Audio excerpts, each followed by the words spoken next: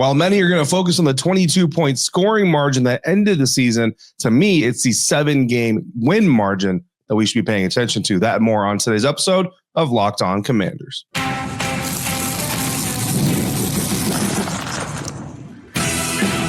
You are Locked On Commanders, your daily podcast on the Washington Commanders.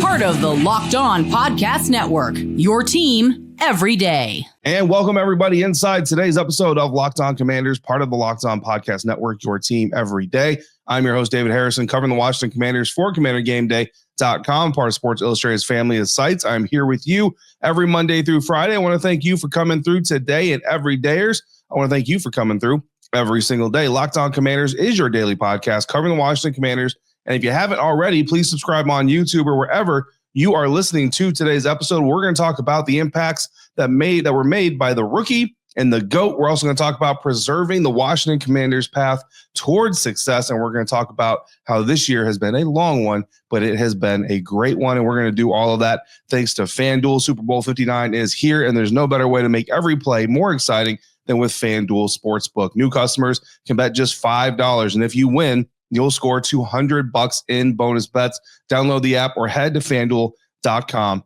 to get started today.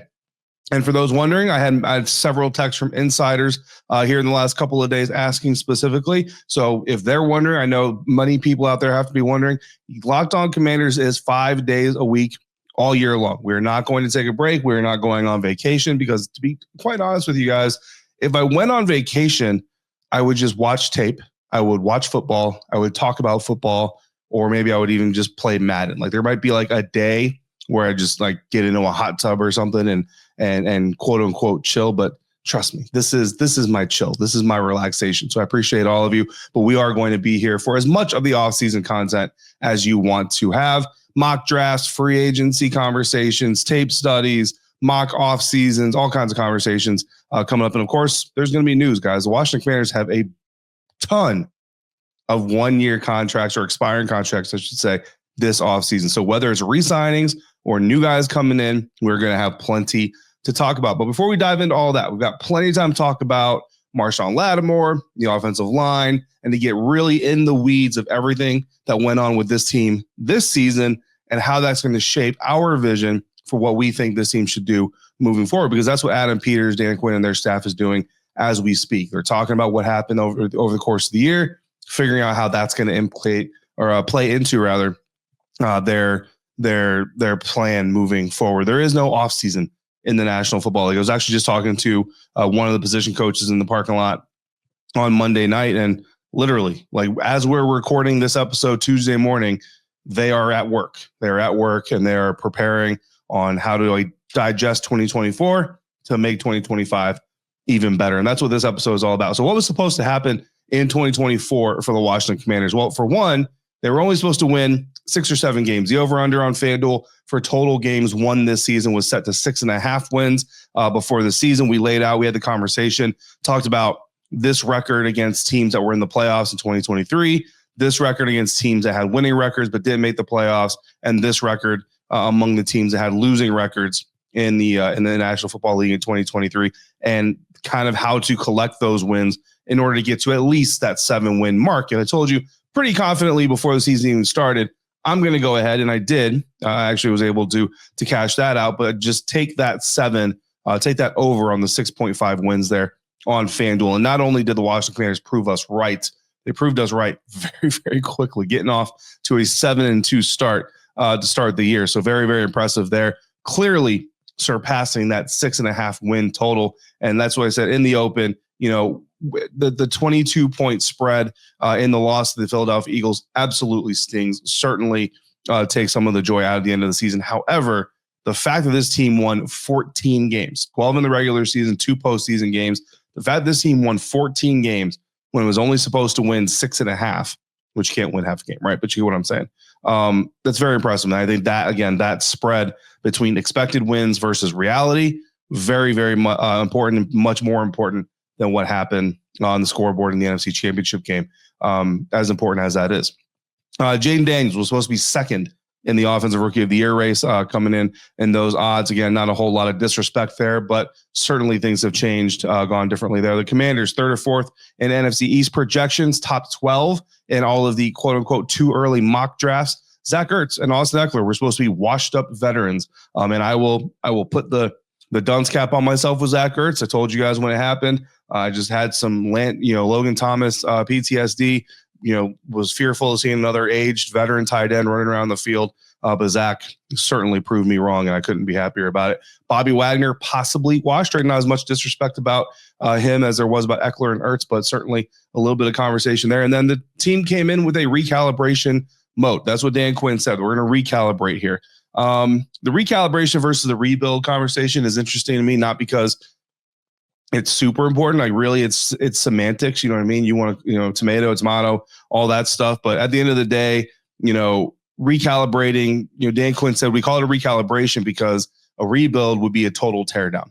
And if you're going to go by that standard, absolutely 100% teardown. Everybody's gone. Certainly that's not the case. And, so I understand him using that word. However, if you were to tell me that you tore down 63% of your house, I would tell you that you rebuilt your house. 19 players on the end of season, the 53-man active roster were on this team last year. That's only 36%. So 63%, and that's accounting for, a little bit of error here and there. That's only 99%. So if you want to go all the way, 64%, but there's some IR, there's some other stuff. So I wanted to leave that little space. But 63 or 64%, new parts. That's a lot. And to me, that's a rebuild. Now, again, I'm not going to, I don't want to get too harpy on the semantics, but that's what ended up happening here this season. Wagner, Ertz, Eckler, clearly not washed up. I know Eckler, suffered the concussion, had the bad fumble there in the NFC Championship game, not alone in that, but certainly I think Austin Eckler proved to himself and anybody else that he can still play in this league. Zach Ertz clearly did. Bobby Wagner, obviously, as well. And Bobby Wagner, in case you haven't heard, since Zach Bond, Eagles linebacker, is going to the Super Bowl. Unfortunately, Bobby Wagner, the alternate there, is stepping into his place. So Bobby Wagner officially going to his 10th Pro Bowl of his career. They're picking number 29. The Commanders draft pick 29th in the first round as of right now, pending any trades by Adam Peters. So clearly not top 10, not top 12, 29th in the league. That's what happened. Second in the NFC East, including a big win over division winner Philadelphia Eagles. Jayden Daniels is the clear offensive rookie of the year. And again, 12 wins in the regular season, 14 wins total. That is what happened compared to what was expected to happen for the Washington Commanders. A long year, a great year, but a lot of things that are left behind to build upon. A lot of reason for you Commanders fans to have a lot of hope moving forward. There are three things that I want to see this team continue into the future to help sustain that success, and three things that I think they need to improve upon in order to get even better. That's coming up next on today's episode of Locked On Commanders, part of the Locked On Podcast Network, your team every day. This episode of Locked On Commanders is brought to you in part by FanDuel.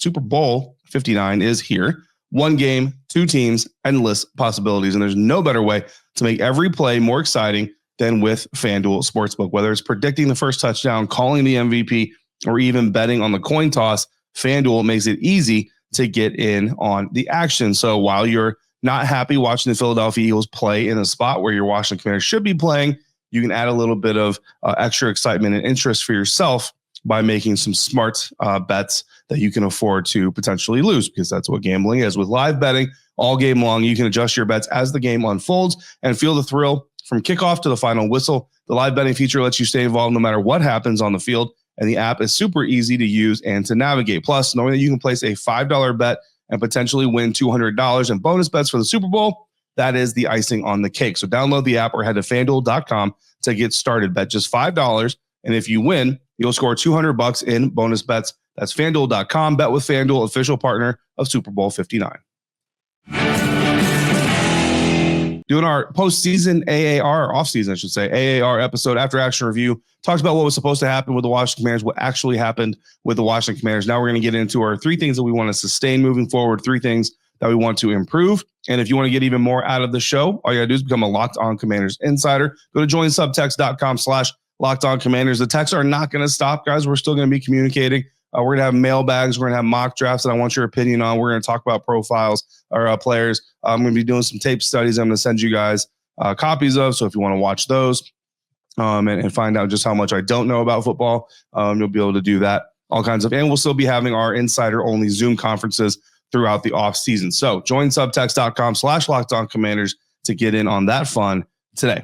3 things we want to sustain, 3 things we want to improve for the Washington Commanders. We want to sustain the roster building, the self-awareness, and letting the quarterback be the quarterback. We want to improve upon the pass rush, the rush defense, and consistency overall on the team. So you see there, we have a couple of the 3 things that we want to sustain, right, are mental. They're approaches. They're part of the characteristic of the team, and the 3 things that we want to improve have to do with the physicality. So I think that's interesting because I didn't build it that way. I legit sat here and said, what are the 3 things we want to sustain the most? What are the 3 things that we want to improve on the most?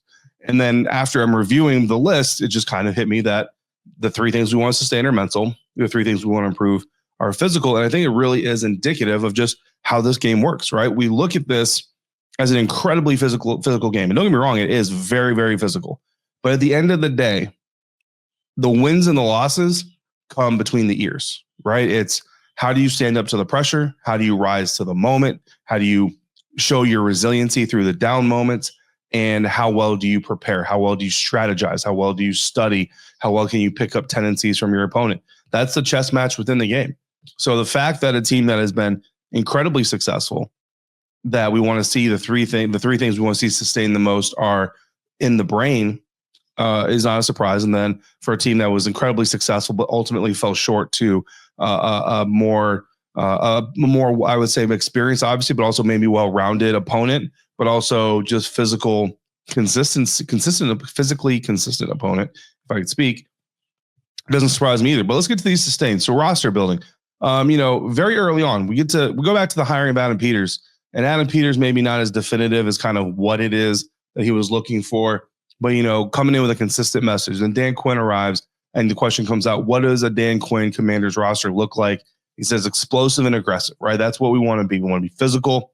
We want to come at people. And then multiple times over the course of the season, Joe Witt Jr., all these guys have said, we want opponents to leave a Commanders football game knowing what they were going to get when they came in and coming out and saying, yeah, that's what we got. And oftentimes that would be a butt kicking. Win, lose, or draw, the other team is going to walk away feeling that contest. And I think you go all the way back to week 1. And again, nobody wants to celebrate injuries, and nobody wants to be out there. Nobody wants these players out there intentionally trying to hurt people. But even while the Tampa Bay Buccaneers came away with a win, they came away from that game very beat up. In fact, they had some injuries that actually lasted for the entirety of the season, not like a season-ending IR injury, but guys like Antoine Winfield Jr., the great safety there in Tampa, injured in that first game and dealt with that injury pretty much through the entire course of the season, certainly impacted his ability to play. So that roster building mantra and that unwillingness to bend. No, you're not so great that we're going to sacrifice who this team is going to be, what this team is going to be about. If you're going to come to this team, it's going to be because you fit all of those things, not because we're going to make an exception for you of those things. And that takes that self-awareness, which is that second thing that we want to see this team sustain. Terry McLaurin talked about it. Jayden Daniels talked about it. I mean, a lot of these guys talked about it in their locker room cleanout interviews where, there's been a standard set for this team, and understanding that standard, taking that standard into the offseason, right? We go back to Dan Quinn's message in the break between training camp and coming back for the regular season and preseason. His message was, to go out there and protect yourselves, go out there and protect each other. Don't, enjoy your break, absolutely, but don't do something so reckless or don't do something stupid that is going to hinder your team and your chances to be successful. Do that this offseason. If you're a part of this team, and if you want to be a part of this team, so if you're a guy like Bobby Wagner, Zach Ertz, that don't have a contract next year yet, go out there and make sure you're part of that. Now, I don't think anybody's really worried about Zach or Bobby, right? But I think that's the overall message, because when you come back, there's going to be new faces. Bottom line, at least new draft picks, right? Like there's just going to be new draft picks. Probably some new free agents coming in. You need to be able to welcome them into the standard. And the thing that Terry McLaurin said about it that I thought really stood out was that even within that standard, you still have room to be yourself, right? Like nobody's expecting everybody to be a robot. Everybody acts the exact same way. Everybody listens to the same music, all that stuff. It's be who you are, but be who you are within the standard of what it means to be a commander. Have that self-awareness. So I thought that was really cool. And then letting Jayden be Jayden. I think that's such an underrated part of the success of this season, I think. And when people ask me, whatever radio show or podcast that I do an appearance on, I always want to make sure I talk about the fact that Jayden wasn't brought into Washington and then tried to be forced into any type of peg, right? Even if he's round, they didn't try to force him to the round peg. They said, hey, you're round shape, that's a round hole. Go ahead and get through it as you need to. You know what I mean? And so many times we see these young quarterbacks, these rookie quarterbacks come into systems, come into teams, and the team says, hey, look, we know you like to play this way. But on this team, this is how the quarterback is going to play. So we need you to do that. That's your job. We need you to do that. And this game, and especially quarterback, man, the quarterback position is such a feel position. It's such a mental position that the more you have a quarterback out there, I mean, think about it. What does a defensive coordinator want to do to an opposing quarterback every single week? He wants to shake him. He wants to get him out of his comfort zone, get him off rhythm, get him off his spot, all those things, right? So when you, as the offensive coach, are already making your quarterback uncomfortable, off his spot, out of his comfort zone, you're just doing part of the defense coordinator's job. So I've never understood it. So Cliff Kingsbury, Dan Quinn, the entire coaching staff having the patience to allow Jayden to develop into Jayden, right? 18 carries in the first week, 11 of them unscripted, 11 of them, bypassing open routes because you just didn't see him because his brain is working so quickly. And honestly, in the beginning of the NFC Championship game, it looked to me like Jayden was accelerated again. I think he settled down after the first, drive or two. And from there, it was normal business. It was normal Jayden Daniels. But, certainly having these moments where you allow him to be accelerated, maybe allow him to be in the moment a little bit, but grow from it. I think that was a really impressive part of it. So I want to see the staff take that into the second season. Don't come in the second season and say, okay, now we've done that. Now you're going to be this MVP guy. Now you're going to be this great quarterback in the National Football League. No, man, let it come as it comes because it will come. Let's get to the improves. Pass rush is this is in no specific order. I just want to say that because I know some of you are going to say, why isn't run defense up at the very top? And certainly it could be. But pass rush, run defense, consistency. I mean, we don't have to say a whole lot here. We are going to dive into some of the tape. We're going to dive into some of the numbers as we get deeper into the weeds on this stuff. This is kind of the surface conversation to start our off season off. But you want to see. But the bottom line with the pass rush and the run defense, you can actually combine them into one improve. And what that is immediate penetration, early penetration, immediate impact on what is happening on the offensive side of the ball. It's easier said than done across the NFL, but it is possible. And it is something that the Washington Commanders need to spend this offseason focusing on trying to figure out is how do we get the right people in the right place on the field to get immediacy in our pass rush, in our rush defense? How do we create chaos in the opposing backfield? Because that is when things break down. And that is when you're able to really impact what's going on the other side of the ball. And then, of course, consistency, right? Look, this Washington Commanders team is capable of beating that Philadelphia Eagles team. The problem is they didn't show the consistency to do it. And unfortunately, in 2 of the 3 games, right, the last one, which they actually won, 5 turnovers, this one, 4 turnovers. I mean, you can't do that against any opponent, but you definitely can't do it against the Philadelphia Eagles. And then, it can be a coincidence that it happened against Philadelphia Eagles these last 2 times, all these turnovers and all these mental mistakes. But it does feel to me a little bit like the team was maybe feeling the situation just a little bit more, feeling the opponent just a little bit more than they wanted to let on. So finding that level of consistency. And I think the more success they have, the more confidence they grow in themselves, the more they'll be able to go into those games and say, we're the big dog. Like, you should be nervous of us. You should be anxious about playing us, not the other way around. So we'll see how that goes. And certainly some of that's mechanics, right? De'Ami Brown carries the ball like a loaf of bread. He always has. You know what I mean? That's nothing new. Hopefully De'Ami's going to go out there and work on that a little bit this offseason. Hopefully the coaches have given him that note. But, look, I text insiders during the game, De'Ami Brown, that catch and fumble, when he catches the ball as he's running, I'm literally in the press box. I mean, I got Scott Abraham to my left, Candy Waller to my right. They can tell you, I'm literally sitting there saying, don't fumble that ball, De'Ami. Don't fumble the ball. Don't fumble the ball. Don't fumble the ball. He fumbled the ball. It's the way he carries it. It's a mechanics thing. The frustrating thing there is it's easily fixable. It just needs to be fixed. So look at all those things, talk about those things that we want to sustain and improve. But that is the end of our AAR. Now we're going to get into our end of season quote from Dan Quinn And we're not giving out game balls, but we are going to identify our offensive and defensive MVPs from me and our insiders coming up next on today's episode of Locked On Commanders, part of the Locked On Podcast Network, your team every day.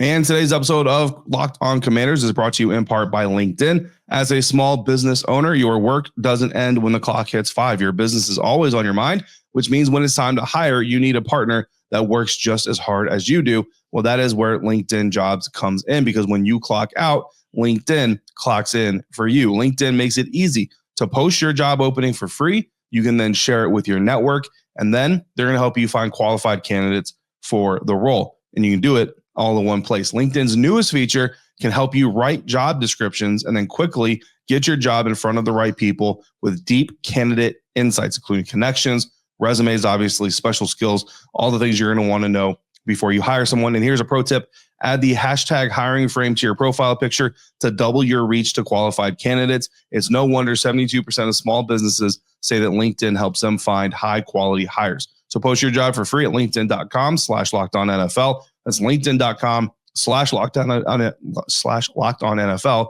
LinkedIn.com/lockedonnfl to post your job for free. Terms and conditions apply. Season MVPs, and one last quote from Dan Quinn for the season. Not the last time we're going to talk to Dan Quinn, but last time we're going to do it here in this type of format. The Quinn quote that I pulled out from his end of season press conference, honestly, was from his opening. And so many times, Dan Quinn's opening comment, I'm just like, man, you just nailed it, bro. Dan Quinn said in part of it, quote, the roster, they've got a brotherhood. They've got brotherhood and toughness and work ethic. And there's just one thing we didn't have, and we just got it last night, and those are scars. You can't get them when you first huddle up, and you got to earn them. And sure as hell, you don't want to, but you do need them to grow. You truly don't know who you are until you get your ass knocked down and see how you get back up. And if I know anything about our team, they will absolutely get up swinging, end quote. And I'll tell you, going back to that locker room environment, man, obviously there's some sadness. Obviously there's, like a mourning period type of thing going on. But I will tell you that none of those guys were looking like they were defeated. What those guys looked like is they were disappointed. And I think that's important, right? Coming into that locker room looking defeated or being defeated, that would be one thing. That would be, okay, you think you just got physically imposed upon by a physically superior, mentally superior team across the sideline. That's not the case. This team was disappointed because they know they didn't put their best foot forward, and they know that they squandered an opportunity. That's the right type of attitude to have to come back stronger from it, I believe. Obviously, the proof will be in the pudding in 2025. But, I think that's very important. And then, yeah, man, those scars, man, talk about getting better. In anything you do to get better, there has got to be a struggle. It doesn't have to be some dramatic struggle. It can be as simple as, man, I had to spend hours studying to get better at that subject, to do well on that test. I had to spend hours in the gym to get to the physical level of fitness that I wanted to get into. I had to climb the mountain to stand on top of it. There's nothing worth doing in any walk of life that is not going to take some sort of struggle, and most likely within that struggle, a setback or two. So the Washington Commanders suffering that setback, but you know what, man? Again, you guys have been talking about it all year long. Best team since '91, all the historic marks, the records that have been set. I had an insider go even deeper than '91 and talk about the last time this team had a NFC Championship loss with the first-year quarterback and all these things. Like, there's so many ties back to just great football to show you how good this team really was this year and how good this team can be moving forward. Again, based on what happens this offseason. So let's get to these season MVPs. My MVPs this season: offense, defense, quarterback Jayden Daniels, the offensive MVP, and me. It wasn't even a consideration. It wasn't even a thought.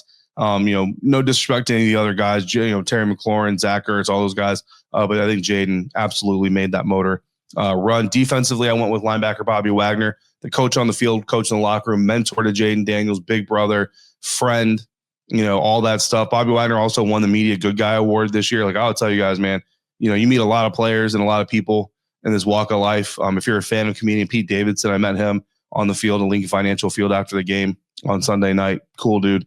So you meet a lot of people doing this job, and it's great. But I'll tell you, not everybody you meet is worth meeting. You know what I mean? Like, sometimes you meet somebody and you're like, that's fun.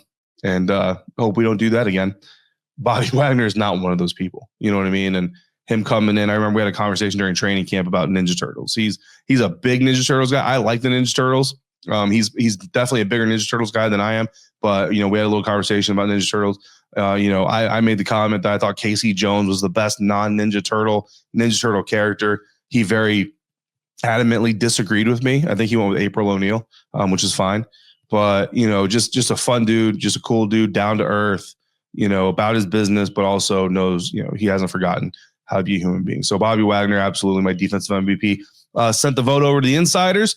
And look, Jayden Daniels, Bobby Wagner ran away with the votes over there as well. So obviously insiders, we are lockstep with this season. Terry McLaurin got some love from the insiders. Jamison Crowder also got some love. Zach Ertz, Tyler Biotish got some love. Cliff Kingsbury got some attention as well. So a good spread there, but Jayden Daniels by far ran away with that race. Bobby Wagner also ran away with the defensive race. Frankie Louvu got some love there. Dante Fowler got some love there. Mikey Sanders still as well.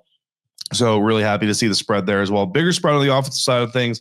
But even some of the people who said Terry or Zach also said, well, Jayden, but also Terry.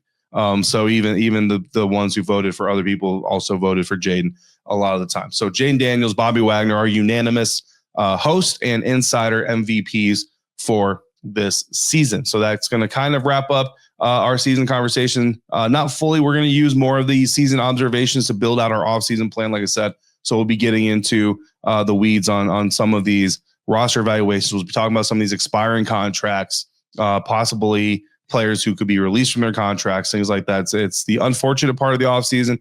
Talk about these guys' futures like they're commodities, but unfortunately, that is the way that this business works. So we're going to get into the weeds on that as well. I've also got my first mock draft of the season up on commandergameday.com. So if you want to see that, it is a 3-round mock draft specifically focused at addressing what fell short during the NFC Championship game. And that is the only lens I put on it.